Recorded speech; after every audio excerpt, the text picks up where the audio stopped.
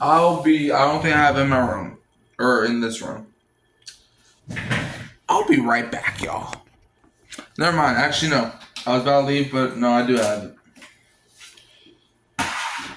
So this. LSU. Going like this. This is an L. If you look at it from this way. And this is backwards. You know what? You know what we're about to do to this? I'm not going to burn it. But you know what I will do? You sit down! I had you in here for good luck, and all you got me was pain and misery.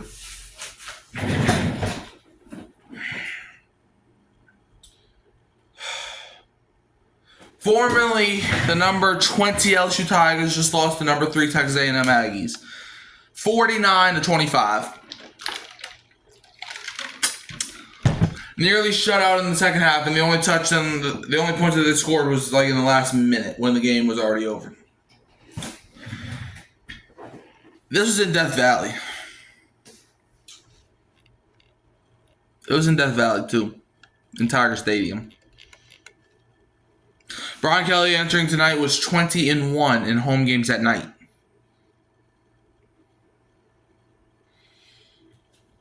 My only question is, how does this man still have a job? First quarter, Texas A&M outscores us 14-7. Second quarter, LSU outscores them 11-0. It looks like they're doing pretty good. Then the third quarter happens, and Texas A&M outscores us 21-0. And then fourth quarter, Texas A&M outscores us 14-7 to beat us 49-25. And now, I actually looked it up. LSU season's not dead, but we have to win out now.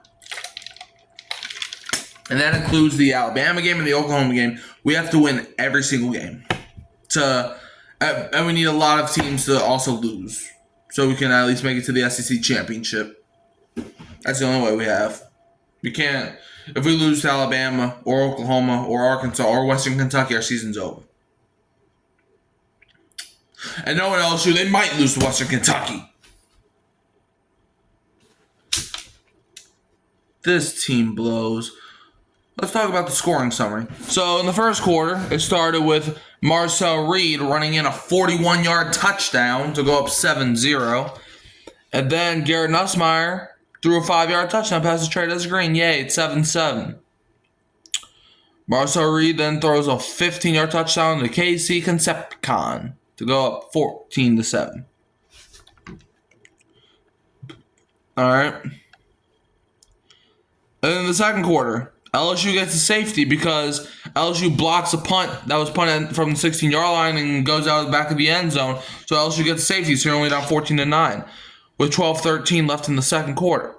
And then with 3:09 left in the second, Harlan Berry ran in a 7-yard touchdown, but you missed the extra point, so you're only up 15-14. But then with 20 seconds left in the half, Damian Ramos, who missed the extra point, hit a 30-yard field goal to go up 18-14 at halftime. And then the third quarter happened. 10:41 left. Marcel Reed runs in a 5-yard touchdown to go up 21-18.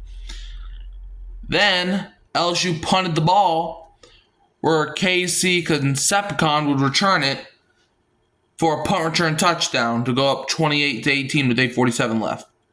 And then with 4:02 left in the third, Marcel Reed would hit Morrow for a 24-yard touchdown to go up 35-18. Then the fourth quarter happened, where N. Boraker ran in a 1-yard touchdown, offsides penalty on LSU, and too many men on the field on LSU. They declined the penalty. They go up 42-18 with 14:15 left in the fourth. And then with 6:12 in the fourth, Morrow ran in an 11-yard touchdown to go up 49-18. And then with 50 seconds left in the game, Michael Van Buren, he threw a 12-yard touchdown to Kyle Parker, so we lose 49-25. I better see him start next game. We have a bye week this week, and then we come out playing against Alabama.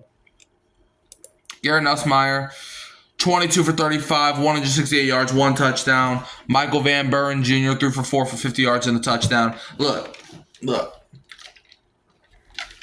I understand not all of it was Nussmeier's fault. I understand it. But he's not good. He's just not. Like, okay, maybe that's not the right words to use. He's He's a solid QB. I'll give him that. But he's not an LSU caliber QB. He's just not. Okay? He's just not. He never will be. I don't know who our quarterback is going to be next year. It might be Michael Van Buren, or it might be somebody from the transfer portal, or somebody else that we have. But I want to see somebody else. I don't want to see Nussmeier no more. I'm done with the experience. I said this all last year. I even said it before last year. I don't want to see it no more. I don't want to see the experience. Just pull the plug before it's too late. Well, I mean, I guess I don't know. I mean, they're not gonna pull the plug because he's a first round caliber quarterback because he's coming out of the draft most likely this year. He's just not good. He's just not good. You actually had a decent run game today, though. Harlan Berry got his first career start. He was the #1 high school running back recruit on the ESPN 300 list. And he showed why. Harlan Berry, 9 carries for 59 yards, 6.6 yards a carry, and a touchdown. Why were we not running the ball more, Joe Sloan? Caden Durham, 5 carries for 36 yards, 7.2 yards a carry. And also thing I noticed in the game. It was towards the end of the half. LSU had no timeouts. I caught Brian Kelly and Joe Sloan arguing over a play call. And before you're like, that's not a big deal. People argue all the time. I understand that. But if you're the head coach and your offensive coordinator goes up to you, through the mic, like what I'm doing right now, and says, hey, Brian Kelly, so what do you think about this play? Even though we have no timeouts, what if we throw the ball short of the line to gain and towards the sideline, but not close enough where he can get out of bounds, and then we just rush the field goal team off? And Brian Kelly, if Joe Sloan if Joe Sloan told you that and you said yes, you're a moron. And even if he didn't, you're still a moron because you should have control of your team. You're the head coach. Whatever. Michael Van Buren Jr. had 5 carries for 7 yards, 1.4 yards a carry. Juwan Johnson, 1 carry, 2 yards, 2 yards a carry. Xavier Thomas had 1 carry. And Garrett Nussmeier, 6 carries for -44 yards, -7.3 yards a carry, because most of that came from sacks because our offensive line sucks. Our running game this was probably the most consistent it's been all season, but it's still. Why is your starting running back only getting 9 runs?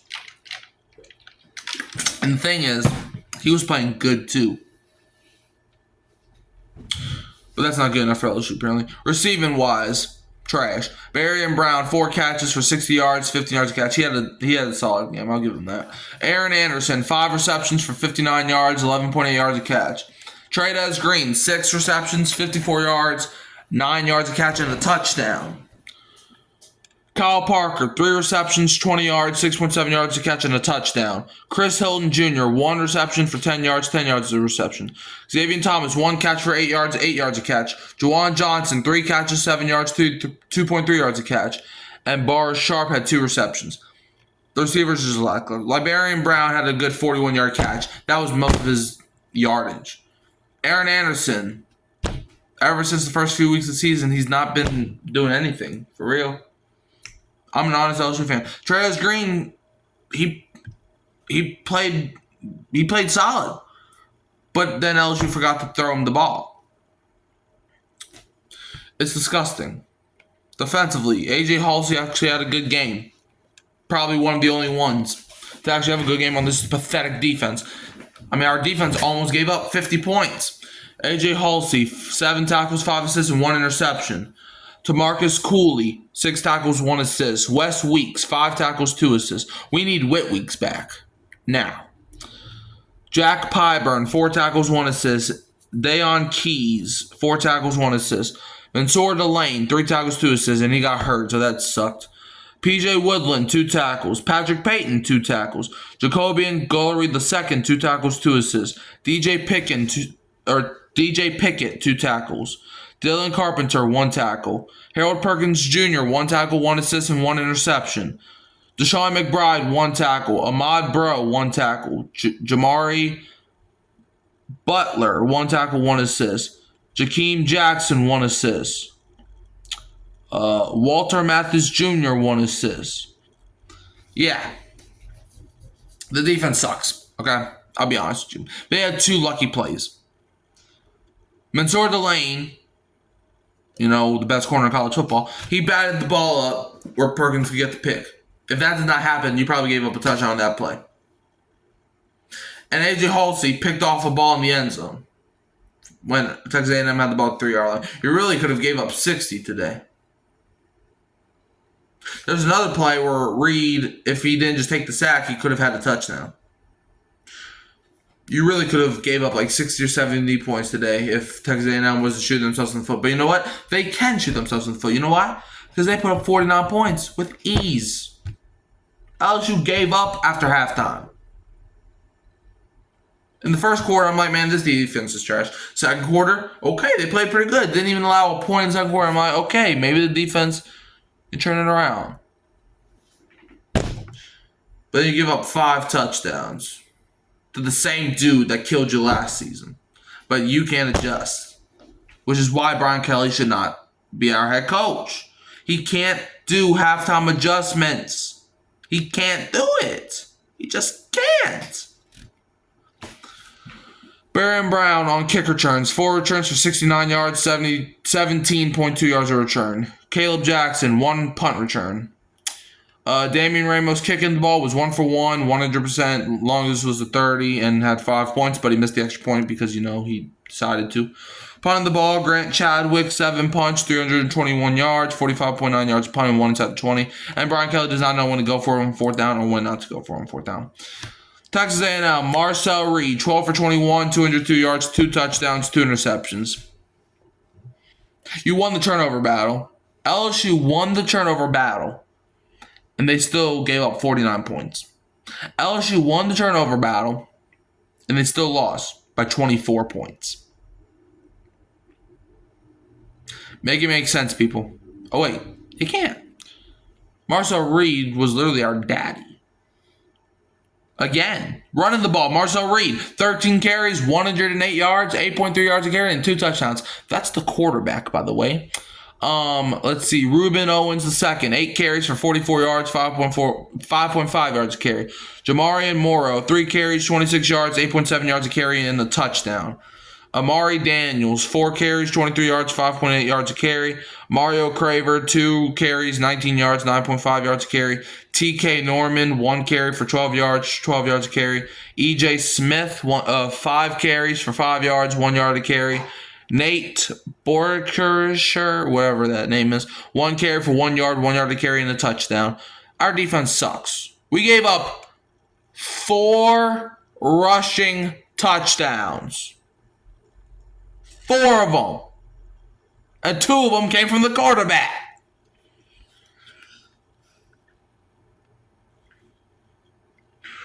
Receiving the ball from Texas A&M. Ashton Bethel Roman, 1 reception for 47 yards a catch. Casey Concepcion, 3 receptions, 45 yards, 15 yards a catch, and a touchdown. Mario Craver, 4 receptions for 42 yards, 10.5 yards a catch. Theo Mellon Oshram, 2 catches, 32 yards, 16 yards a catch. Jamarian Morrow, 1 reception for 24 yards a catch, and a touchdown. Terry Bussey, 1 catch for 12 yards a catch. I only know maybe one of those players that caught passes.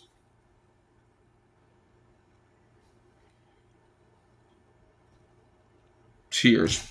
That's all I can say. Texas A&M's defense had us in a box.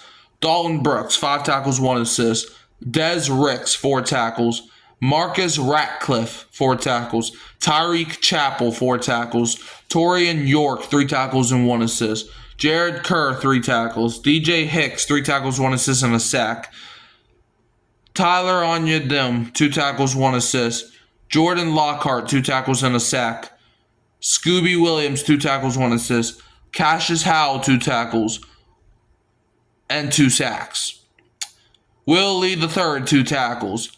Marco Jones, 2 tackles, 1 assist, and half a sack. TJ Searcy, 2 tackles, 1 assist, and 1.5 sacks.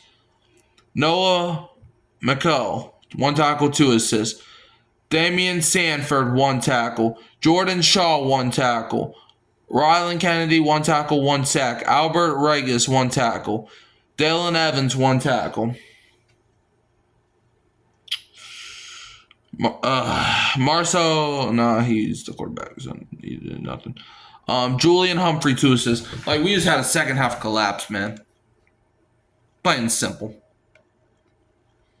And the second half collapse is what lost us this game. Special teams for Texas A&M. Terry Bussey had 2 kick returns for 68 yards, 34 yards return. But then punt returns, Casey Concepicon, 3 returns for 132 yards, 44 yards return, and 1 touchdown. Terry Bussey had 1 punt return. And punting the ball, Tyler White had 1 punt for 52 yards, 52 yards punt. You can only force them to punt the ball 1 time when you punted the ball 7 times. Team stats, LSU. They got 278 total yards, 218 passing, 60 rushing, 4.2 yards per play, 18 first downs. Y'all were 2 for 13 on third downs the entire night. And y'all were 20-1 at home at night games. Brian Kelly, even before the game, said records don't mean nothing. Yeah, damn right it means nothing. That's probably the smartest thing you ever said. Because, bro, if I was a blind fan watching this game, not knowing what any records were, I would have thought, oh, LSU, they have to be like on South Carolina's level. They have to be on like Kentucky's level. Ain't no way they're number 20 in the country. Ain't no way they're 20-1 at home under Brian Kelly in night games. Ain't no way that LSU is the most wins at night at home in the last 20 seasons. Ain't no way. Not in the country. If I was a blind fan, that's what I would thought.